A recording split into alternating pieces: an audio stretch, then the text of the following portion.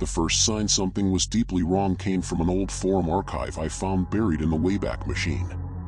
It was a 2004 thread on an obscure game FAQs clone called Nintendo Insider Vault, long since scrubbed from normal search results. The original poster, username 8-Bit Archivist, had uploaded a single blurry photo of what looked like an internal Nintendo memo dated February 1983. The header read, Project Jumpman, Final Ownership Transfer Confirmation. From Marcus Alexej PERSSON, Notch Games, Sweden. To Nintendo Company, Limited Legal Department. The body was mostly redacted, but one visible paragraph said, all source materials, character designs, level blueprints, and provisional source code for the arcade title Jumpman, working title, Super Jump, are hereby permanently assigned to Nintendo Company, Limited in exchange for agreed compensation. No further credit or public attribution shall be claimed by the original author. Below the text someone had handwritten in blue pen. MP, payment received March 14th, 1983. Tell no one. SM. The thread had only 3 replies before it was locked and deleted from the live site. One reply simply read, this can't be real. Miyamoto drew Mario himself. We have the sketches. Another. Then why does the signature on the bottom right of the earliest Donkey Kong level map look nothing like Miyamoto's? The third reply was just a .gif of Mario's death animation, looping forever. I told myself it was an elaborate fake. People forge documents for clout all the time. But the scan had metadata that bothered me. The file had been created on a Macintosh running System 6 in 1992, years before most people even knew how to fake convincing metadata. A month later I bought a broken, water-damaged Famicom development board off a retiring Japanese collector. The seller warned me the EPROMs were probably corrupted, but I wanted it for parts. When I finally desoldered and dumped the chips, one of them, labeled only with a sharp at jump.bak, contained something that shouldn't exist, an earlier build of what would become Super Mario Bros., dated July 1984. The title screen said Super Jump M. Person 84. No Miyamoto credit. No Nintendo logo. Just that name and a year. The build was rough. Mario was still called Jumpman. The physics were floatier, the mushrooms were square, and the background was solid black. But the core loop was already there, identical jump arc, identical pipe entry sound, even the same coin chime. Someone had built the skeleton of the game almost a year before Miyamoto's team supposedly finalized the concept. The real disturbance came when I looked at the sprite sheet embedded in the ROM.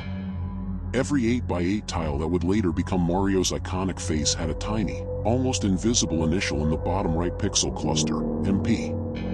I zoomed in until the pixels bled. The initials were drawn in the exact pattern someone would use if they were signing individual tiles by hand, thinking no one would ever magnify them on a future machine.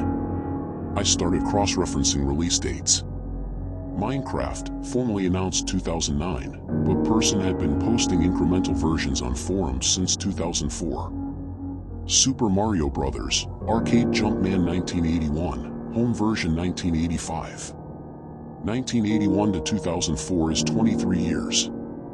I kept digging through old Swedish BBS logs preserved on tape drives in university archives. In late 1983 a user Notch posted on a Stockholm Computer Club board.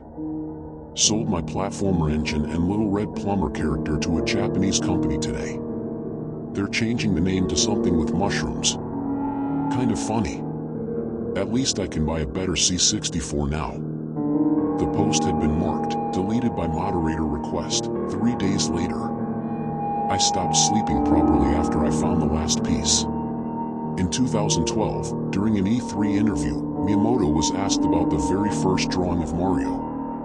He smiled the gentle smile everyone knows and said, I remember it clearly. I sat at my desk in Kyoto and sketched him in one afternoon. A simple red oval for a nose. The rest came naturally. But in the raw, unedited footage, before the cut that made it to broadcast, there is a single frame where his eyes flick directly to the camera. Just a fraction of a second. The expression is not gentle. It is empty. Like someone who has practiced a gentle smile so many times that the muscles remember it even when the mind is somewhere else. I haven't told anyone about the ROM. I haven't posted the memo scan. I keep waiting for the knock on the door, or the email from an unlisted Nintendo address, or the sudden disappearance of every file I've touched. Instead, the silence is worse. Because last week I received an anonymous package. No return address. Inside was a single 5.25 floppy disk labeled in faded marker. Mario, original, do not copy, MP 1983. I haven't put it in a drive yet. I don't think I ever will. Every night now, when the apartment is quiet, I hear the same 8-bar loop in my head. Not the cheerful Super Mario Bros. Overworld theme everyone knows. The earlier one. The one from the backup ROM. It's slower. It's lonelier. And somewhere in the square wave melody, very faintly, you can almost make out someone whistling. Like a man alone in a cold room in Sweden, 30 years ago, still waiting for someone to say thank you.